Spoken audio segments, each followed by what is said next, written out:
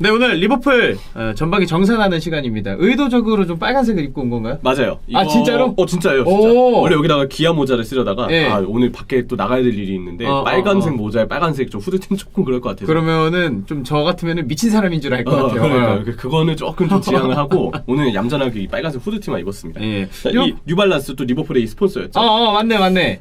나이키보다 뉴발란스가 전 디자인이 좀 더 예뻤던 것 같아요. 그래요? 아직 나이키는 조금 적응을 좀 해야 될 것 같고 근데 이제 올 시즌 어웨이는 그래도 역대급이니까 그것만큼은 나이키가 진짜 일 잘했다.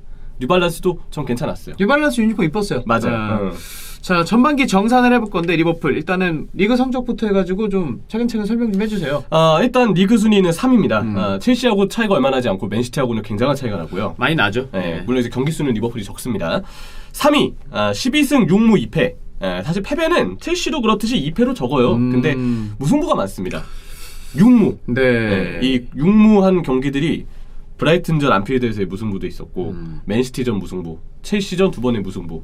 그 첼시전은 또 재밌는 게 첼시하고 리버풀하고 2무 해가지고 서로 2점씩 나눠 가졌잖아요. 그렇죠. 근데 만약에 1승 1패였잖아요. 3점씩 나눠 가졌어요. 나 이거 이스타TV 댓글 보고 처음 알았어요. 아, 진짜? 그래서 와, 씨, 아깝다. 이거 맨시티 좋은 일만 둘이 한 거예요. 네, 약간 그런 느낌이에요. 아깝다. 약간 이런 생각이 들었는데 치고받고 했지만 결국 비겼고 그러니까 무승부한 경기들이 다 아쉬운 경기들 맞습니다. 브랜트포드전 3대3 무승부도 있었죠. 맞아. 패배한 경기는 이제 웨스트햄전 패배가 좀 떠오르고 그것도 좀 뼈아프고 그리고 레스터전 패배 이렇게 해서 2패가 있었습니다.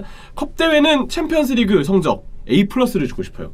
조별리그 6전 전승, 그것도 죽음의 조에서 게다가 챔스 명가답게 잉글랜드 최초로 조별리그 6전 전승을 해낸 성과는 역시 대단합니다. 네. 잘했던 성과고 인테르를 이제 만나게 되는데 저도 좀 기대가 되는 매치업이고요. 네. 찬우 형하고 같이 보고 싶네요. 네. 인테르의 키플레이어 누구 있나요? 바렐라가 있죠. 바렐라는 이제 1차전 나오지 못합니다. 네. 예. 뭐 딱 그 경기도 가봐야 합니다. 인테르도 전력이 좋은 팀이기 때문에. 그럼요. 재밌는 매치업이 될 것 같아요. FA컵은 또 한 번 슈루즈버리를 만납니다. 네. 엠블럼에 얼굴이 3개가 들어있는 엠블럼 팀이죠. 리버풀하고 꽤 자주 만나는 팀이기 때문에 익숙한 팀이고 네. 이 경기도 이제 곧 중계를 제가 좀 하게 됩니다. 카라바오컵 4강 아스날과의 경기 진행 중이죠. 원래라면 이제 1차전이 펼쳐졌어야 되는데 이제 미뤄졌죠. 네. 코로나 피해가 지금 리버풀도 크고 또 보니까 이제 맨시티도 갑자기 또 코로나 피해가 엄청나게 나왔더라고. 커졌더라고요. 그러게요. 네, 코로나의 어떤 아픔이 이제 좀 끝났으면 하는 바람이 좀 다시 한번 듭니다. 네. 출전 시간별 베스트 11을 보면 이 조합이 나오는데 이 출전 시간별 베스트 11이 전설의 1군과 똑같아요. 그렇네. 근데 이들이 항상 나눠 가지면서 이제 라인업에 나오다 보니까 전설의 1군이 갖춰지는 게 그렇게 많지 않았죠. 네. 올 시즌 갖춰질 때는 문제가 없었습니다. 근데 갖춰질 땐 진짜 잘하더라. 와. 잘한다 싶으니까 갑자기 또 토트넘전부터 부상자 발생, 코로나 뭐 이탈자 발생하면서 자꾸 한 2-3명씩 빠졌어요. 맞아요. 그러면서 이제 리버풀의 전력이 좀 급감하기 시작했고 요즘에는 승리가 없는 분위기입니다. 티아고 알칸타라 출전 시간이 좀 주목되죠. 그러네요. 저 시간 베스트로 가장 많이 뛴 선수가 티아고인데 680분. 그만큼 이제 케이타, 체인벌린, 티아고, 커티스 존스, 밀러, 또 하비 엘리엇, 밀러까지 얼마나 이 한 자리를 두고 케이타까지 좀 나눠 가졌는지 알 수가 있습니다. 뭐 주전 경쟁이라기보다는 나오지 못하는 경우들이 있다 보니까 어쩔 수 없이 썼던 거죠. 클럽 감독도. 파비뉴 자리는 저 자리는 지금 파비뉴만 사실 유일하게 뛸 수 있는 자리인데 그렇죠. 사실상 근데 1163분 좀 더 많이 뛰어줬으면 어땠을까 이런 아쉬움이 좀 남는 시간이고요. 자, 최고의 선수를 꼽을 의미가 없습니다. 왜냐면 누구나 다 알잖아요. 왜냐면 이 선수는 PL 킹이거든. 맞아요. 지금. 프리미어리그 최고의 선수이기 때문에 맞아요. 모하메드 살라를 살라. 올 시즌 리버풀의 최고의 선수로 꼽았습니다. 20경기 16골과 9개의 도움, 챔스는 6경기 7골. 리그 경기도 한 경기당 거의 1개 이상의 25개 공격 포인트를 공격 쌓았으니까. 포인트를 한 개 이상을 쌓는 거죠. 그 챔스는 한 경기당 한 골 이상씩은 넣었습니다. 맞습니다. 그렇기 때문에 대단한 어떤 스탯이지 않나 싶은데 이거 뭐 살라가 뭘 잘하는지는 그동안 설명을 많이 했으니까 제가 올 시즌 전반기에 살라가 세웠던 기록들을 그냥 쭉 한번 읊어볼게요. 그래요. 오늘도 살라가 왜 이래서 잘해 어떤 움직임이 좋아요 보다는 살라는 오늘은 좀 기록만 가도 괜찮을 것 같아요. 이런 시간이 좀 필요했거든요. 궁금해하시는 분들도 계셨으니까. 왜냐면 살라는 누가 봐도 잘하잖아. 자, 그래서 살라의 기록 프리미어리그 최초 5시즌 연속 개막전 득점, 프리미어리그 아프리카 선수 중 역대 최다 득점자 드록바를 넘어섰습니다. 그쵸? 프리미어리그 통산 100호 골 달성, 리버풀 최초 9경기 연속 골 달성, 대단하다. 리버풀의 챔피언스리그 통산 최다 득점자 기록 1위. 원래 제라드였는데 이걸 넘어서서 넘었구나. 최다 득점자가 됐습니다.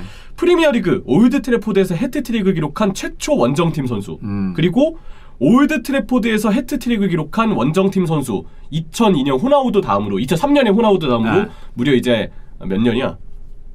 18년 만에 그때 호나우두가 3샷 이렇게 전설의 경기죠. 네, 그 그 올드 3샷 트래포드의 팬들도 박수를 쳤던. 그게 이제 0203 시즌에 있었던 일이었죠. 맞아요. 그때 호나우드의 3샷 3킬 전설의 경기 이후로 아. 18년 만에 또 한번 올드 트래포드에서 해트트릭을 기록한 원정팀 선수가 나왔습니다. 자, 리버풀 선수 최초로 10경기 연속 공식전 득점에 성공. 리버풀 선수 최초로 원정 5경기 연속 득점에 성공. 와. 리버풀 선수 최초 올드 트래포드 원정 3경기 연속 득점. 10월 구단 선정, PFA 팬 선정, 프리미어리그 사무국 선정 이달의 선수상 수상. 10월 프리미어리그 사무국 선정 이달의 골 수상. 리버풀 선수 최초 프리미어리그 7경기 연속 원정 공격 포인트 기록.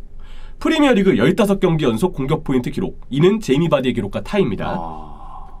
이안 러시 이후 최초로 리버풀에서 5시즌 연속 20골 이상을 기록한 선수. 뽕 모하메드 차나요? 살라. 뽕이 좀 차나요? 뽕이 차죠.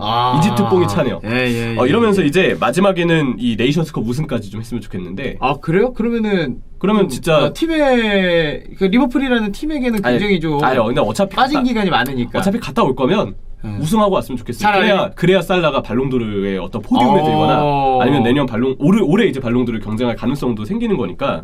차라리 그 국가대표 차출됐을 때 네, 기왕 간 거 잘했으면 좋겠어요.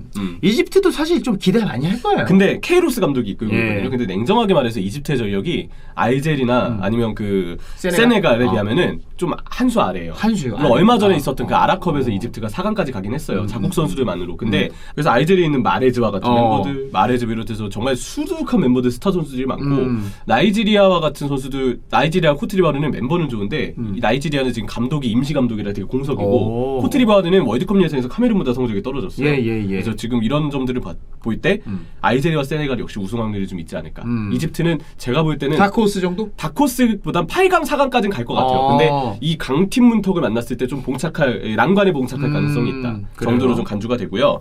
최악의 선수는 FSG를 꼽고 싶었는데 솔직히 최악의 선수에 굳이 의미를 부여하고 싶지 않습니다. 근데 예. 제가 전반기 때 리버풀 경기를 보면서 저도 이제 중계를 할 때는 최대한 중립을 지키려고 하지만 그럼요. 집에서 볼 때는 똑같거든요. 집에서 볼 때는 꽝꽝 야 리버풀 막 주식 막 이렇게 하잖아요 소리.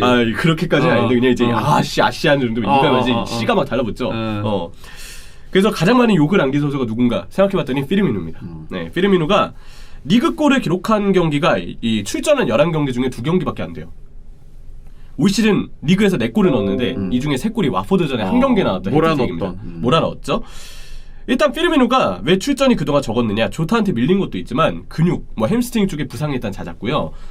또 이제 교체로 나왔을 때 미미한 경기들이 매우 많았습니다. 네. 맨시티전에 피르미누 넣자마자 경기 분위기가 급다운이 돼버렸는데 그때 피르미누를 왜 넣었을까에 대한 어떤 비판을 클롭 감독을 보면서 좀 많이 했던 집에서 그 경기를 봤던 기억이 있고, 토트넘전, 레스터전 최근 경기들도 피르미누 투입하면서 4-2-3-1로 전술을 바꿨는데 네. 가장 공미 자리에서 핵심이 되어야 될 피르미누가 아무것도 못했어요. 맞아요. 피르미누가 예전보다 확실히 신체 능력이 크게 떨어졌고 약간 무색무취해졌어. 진짜 그래요. 이제 남은 건 움직임뿐입니다. 예. 근데 움직임을 하는데 신체 능력이 떨어지니까 예전보다 공간을 찾아가는 속도가 줄어들었고 예. 상대가 압박을 할 때 뚫어낼 수 있는 힘이 줄어들었고 결정력도 떨어졌어요. 원정에서 골 잘 넣는다 예전에 그런 얘기 많이 했는데 그쵸 맞아. 요즘은 생각해보니까 올 시즌도 이 4골 있잖아요. 와포드 원정에서 3골, 개막전 노리치 원정에서 1골. 원정이긴 또 원정이긴 하네요. 또 생각해보니까. 근데 이거 가지고 원정에서 잘한다. 원정에서 라고 잘하는 것도 말하기 아니에요. 어렵죠. 네, 그렇기 때문에 피르미누는 굉장히 애매한 선수가 됐다. 그때 한창 원정에서 골 많이 넣고 이럴 때는 홈에서도 골은 못 넣었는데 움직임이나 이런 것들은 굉장히 좋았어요. 그런 거라도 했잖아요. 근데 맞아. 시즌을 거듭할수록 피르미누는 아쉽고 여기 이제 경쟁을 했던 선수들이 밀너와 조고메스인데 네. 제임스 밀러는 사실 밀너도 최악의 선수로 꼽을만 하지만 나이 때문에 신체 능력이 좀 떨어진 게 있고 오른쪽 풀백으로 나와서 맨시티전에 필포든한테 진짜 기가 막히게 털렸어요. 예. 근데 그 이전에 팰리스전에는 오른쪽 풀백으로 나왔을 때 비교적 괜찮은 모습을 보여줬기 때문에 그냥 밀너를 나이 때문에 좀 이걸 그냥 최악의 선수로 꼽기에는 좀 가혹하다. 좀 이해가 되는 신체 능력 저하고. 밀러는 그 전부터 너무 많이 띄워주고 해준 것들이 좀 있고. 그리고 이제 팰리스전에 오른쪽 풀백으로 나와서 괜찮았던 걸 생각했을 때 최악까지는 아닌 것 같다. 그래요. 라고 좀 평가를 하고 싶고요. 예. 조고메스의 경우는 일단 부상 때문에 너무 많은 경기를 빠졌던 데다가 최근에 뛰었던 그 카라바오컵 레스터전의 최악의 모습을 보이긴 했지만 네.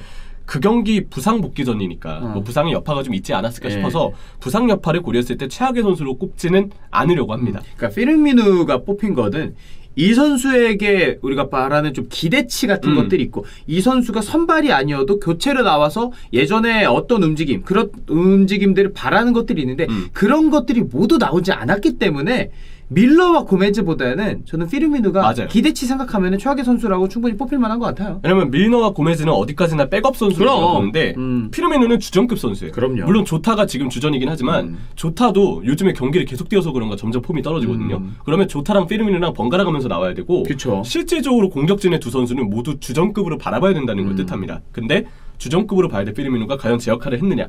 그러지 못했죠. 그래서 조타가 과부하가 걸리면서 요즘은 조타 폼이 많이 떨어졌는데 이제 살라랑 마네도 없이 1월, 2월 일정을 또 치러야 되거든요. 2월 초까지. 큰일 났다 진짜. 큰일 난 상황입니다. 큰일 났다. 코로나 때문에 지금 팀도 많이 뒤숭숭한 상황이라 분위기가 좀 걱정이 되고요. 자, 전반기 영입 평가를 해보겠습니다. 코나테. 네. 아주 좋은 영입을 했습니다.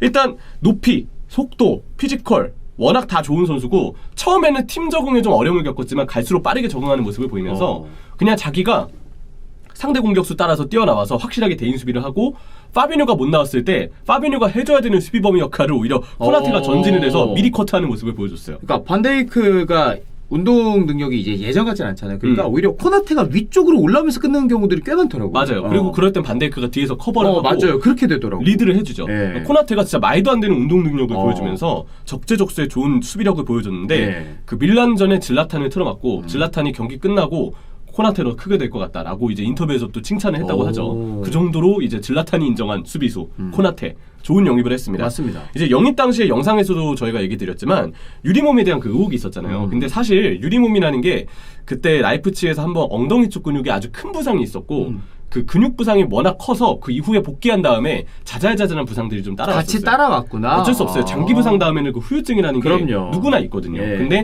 올 시즌은 그 장기 부상을 확실히 털어낸 뒤기 때문에 예상대로 확실히 부상 없이 네. 코나테는 쭉 핏을 유지하고 있습니다. 뭐 그런 거 생각하면 마팁이 지금 무려 1350분을 뛴 게 좀 대단한 일이긴 하죠. 마팁이 10경기 뛸 수 있을까 했는데 넘어섰더라고요. 지난 두 번의 시즌 동안에 리그 출전 시간을 합친 것보다 올 시즌이 더 많거나 비슷하거나 할 거예요. 진짜로? 오, 그 정도구나 올해가. 그 정도로 올 시즌 마팁은 진짜 대단합니다. 네. 자, 감독 평가를 해보겠습니다. 클롭 감독. 오른쪽에 부분 전술을 손보면서 공격에서 아놀드와 핸더슨, 살라를 살린 부분은 대단하죠. 오른쪽 측면에서 아놀드가 이렇게가 아니라 이렇게 해서 들어와서 맞아요. 살라가 측면으로 나가요. 네, 그리고 핸더슨도 공격으로 전진해서 살라랑 핸더슨이 스위칭할 때 살라가 더 중앙으로 들어와서 지금의 퍼포먼스를 보여주고 있죠. 이거는 분명히 클롭 감독의 공입니다. 맞아요. 그리고 리버풀이 만만치 않은 전력으로 평가받는 이유는 역시 압박에 대한 조직력 때문인데 참 이 위르겐 클롭이라는 인물이 압박 전술을 짜내고 또 그를 위한 선수단을 구성하고 팀을 움직이는 능력은 대단하다고 생각해요. 그러니까 압박 전술을 옛날엔 진짜 세게 가져갔는데 어느 순간 현실적인 압박 전술을 가져가는데 그게 아까 추천시간별 베스트 11 보시면 아시겠지만 그 베스트 11이 나왔을 때 경기력 보면 이거는 진짜 최고의 팀이야. 맞아요. 정말 잘해요.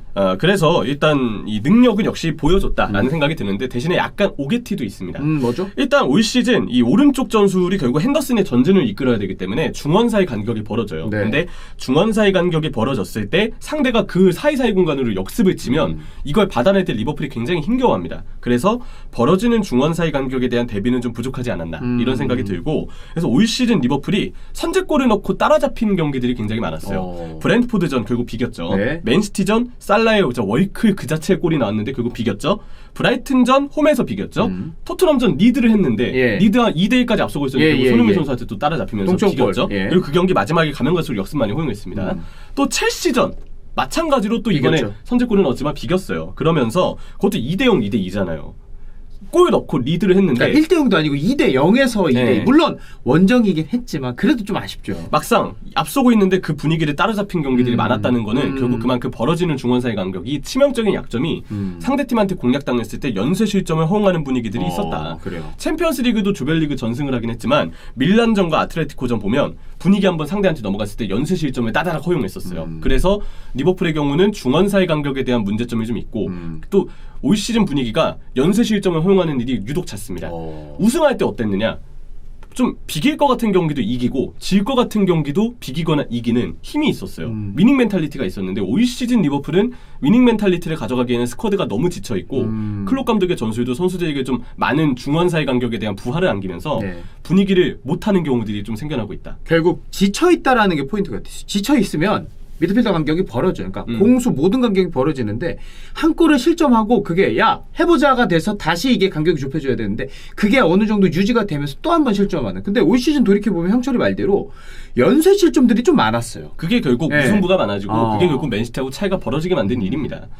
이 클롭 감독도 얘기를 했죠. 올 시즌 맨시티 역대급이다. 아주 맞아요. 좋은 라이벌이다라고 얘기했는데 네. 결국 리버풀과 맨시티가 어느 부분에서 벌어졌는지 저는 이 부분이 가장 큰 올 시즌 리버풀의 패착이 아닌가 맞네요. 이런 생각이 들고요. 자 이제 문제점을 보겠습니다. 축구적인 문제점. 일단 네이션스컵 개최. 네이션스컵의 차출로 인해서 살라, 마네, 케이타가 빠져나간 것. 그리고 살라, 마네가 빠져나가기 전에도 이미 공격진의 뎁스는 얇았습니다. 맞아요. 근데 보다 더 이 문제에 직면하게 될 리버풀이고 중미의 중앙 미드필더진에 잉여 자원이 너무 많아요. 혹은 부상자가 너무 많습니다. 그런 부분에 대한 어떤 아쉬움, 오른쪽 풀백의 백업이 전무한 아쉬움, 이 부분이 좀 축구적인 문제점이고 비축구적인 문제점은 현재 코로나 피해가 매우 크고 네네네. FSG가 구단주라는 게 문제죠. 그러니까 우승 경쟁하고 리그뿐만 아니라 여기는 챔피언스리그도 우승 경쟁하는 팀인데 뭐 아까 이제 축구적인 단점에서도 나왔지만 공격진의 뎁스 진짜 지금 마네랑 살라 나가면 최악의 선수로 뽑힌 피르미노 써야 되고 기적형 공격수인 오리기도 선발로 나와야 되고 맞아요. 이게 미나미도 지금 뭐 폼이 올라오지 않는데 미나미도도 써야 돼요, 되고 이러면. 참 쉽지 않습니다. 정말 어렵죠. 진짜 이런 환경에 놓여 있는 리버풀. 자 그러면 이적 시장 들여다볼 의미가 좀 있나 싶긴 한데 네네네. 어떤 소식들이 있는지 또 어딜 좀 보강해야 되는지 한번 돌아보도록 하겠습니다.